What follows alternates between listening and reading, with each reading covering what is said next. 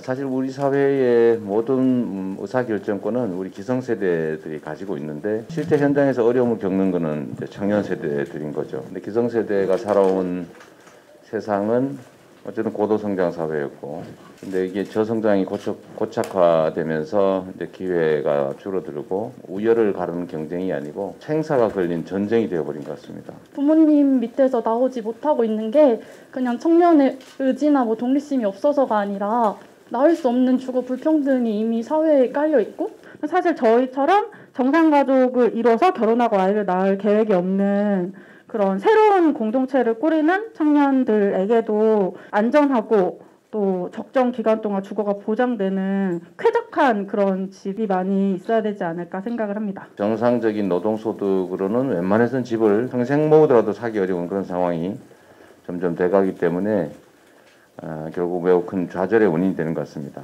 그래서 사실은 이제 아까 말한 사회주택 말씀도 하셨고 이제 청년주택 말씀도 하셨는데 이제 그 주택 공급의 이제 질과 양에 대해서 좀 고민을 할 때가 된 것 같아요. 좀 공급의 방식, 그 중에 특히 제가 성북구를 가봤더니 청년들 사회주택, 공유주택이라는 인기가 아주 높더라고요. 아주 싸고, 왜냐하면 이제 뭐 주방이나 세탁실이나 뭐 이런 것까지 공공 같이 쓰니까 전용 공간 넓은데 비용 매우 싼 그런 것들이 있어서 선호도가 매우 높던데, 그런 이제 사회주택 공급을 대폭 늘려나가는 것도 하나의 방법이지 않겠냐는 생각이 좀 들었습니다. 작년 이맘때쯤일 겁니다. 아마 로또 청약이라고 불리는 아파트 분양이 이제 미분양된 게 한 채가 나와서 그게 수십만의 경쟁률에 이르렀다고 들었습니다.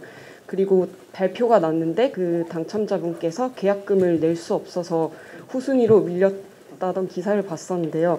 저도 그 기사를 보면서 저도 그 정도의 계약금도 감당할 수 없을 사람이 아니었을까라고 생각을 했습니다. 애초에 그 청약에 관련해서 청년에게 묻는 게 좀 이상하다고 생각이 들었거든요. 왜냐면은 찾아보니까 납입 회차가 몇십 회 넘어야 되고 뭐 부양가족도 있어야 되고 이러니까 사실 20, 30대로서는 거의 뭐 못 들어간다고 봐라 이렇게 다 말을 하더라고요. 그래서 뭐 이 기간, 청년 기간을 좀 견뎌야 된다, 버텨야 된다, 10년, 15년 후를 내다보고 넣는 거다. 뭔가 이 삶이 계속 청년 때는 견뎌야 되는 거라고 하는데 왜 삶을 견뎌야 하는가라는 질문은 계속 생기더라고요. 삶을 누리지 못하고 계속 견뎌야 하는 이 청년 기간이, 저희 교수님이 항상 그런 말씀 하시는데 뭐 양심과 실력을 겸비한 자가 정치인이 돼야 된다 이렇게 말씀하시는데, 양심이 어떤 어려운 사람을 돕는 마음이라면은 실력은 누군가를 희생시키지 않고도 원하는 바를 이끌어내는 뭐 그런 실력이 아닌가 싶어요.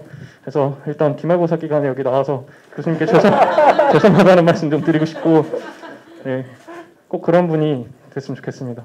지금 방금 전에 대출에 대한 좋은 얘기를 해주셔서 저도 당연히 대출이 지금 대안이 될 수 없다는 상황을 알고 있었기 때문에 오히려 퇴직을 해서 받은 퇴직금이 제일 좋은 옵션이 된 상황입니다. 그래서 올 2월에 퇴직을 한 상황이고요.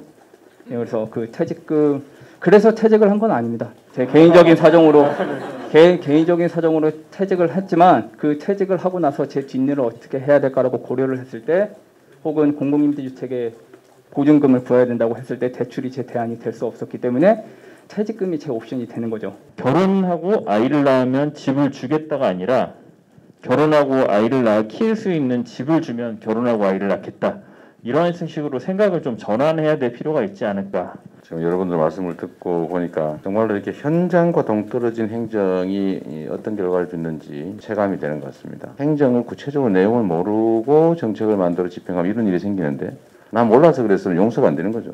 우리 사회가 뭐 고쳐야 될 게 한두 개가 아니겠지요. 아까 주택 문제도 말씀드렸지만 이러다 보니 이게 전체적으로 사회가 불합리하게, 예측 불가능하게 힘센 사람, 얍삽한 사람이 이익 보는 사회가 돼버린 거 아닌가 싶어요. 어쨌든 주택 문제도 또 금융 문제도 여러분들 오늘 말씀하신 것들을 제가 잘 감안해서 뭐 저한테 기회가 있을지 없을지 모르겠습니다만, 또 정치인이니까 말하는 것 자체가 또 일이기도 하니까 조금이라도 개선될 수 있도록 최선을 다해보겠습니다.